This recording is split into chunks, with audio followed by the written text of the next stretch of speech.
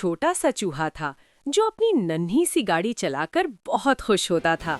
वो रोज सड़क के किनारे अपनी गाड़ी चलाता और बड़े बड़े ख्वाब देखा करता था।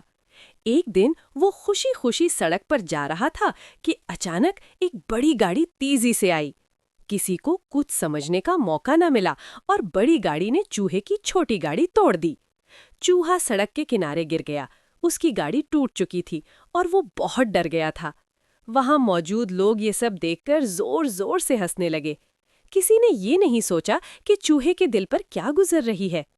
चूहा टूटी हुई गाड़ी के पास बैठकर रोने लगा। उसकी आंखों से आंसू बहने लगे और उसका दिल टूट गया। इतने में बड़ी गाड़ी अचानक रुक गई। ड्राइवर गाड़ी से नीचे उतरा और चूहे को गौर से देखा। ड्राइवर को अपनी गलती का एहसास हुआ। वो चूहे के पास आया, झुका और प्यार से उसे गले लगा लिया। चूहा पहले हैरान हुआ, फिर उसके चेहरे पर हल्की सी मुस्कुराहट आ गई। उसे लगा कि दुनिया में अच्छे लोग भी होते हैं।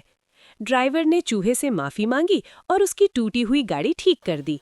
चूहा दोबारा अपनी गाड़ी चलाते हुए खुशी से मुस्कुराने लगा। ये सब देखकर लोग भी शर्मिंदा हो गए। उन्होंने समझ लिया कि किसी कमजोर का मजाक नहीं उड़ाना चाहिए।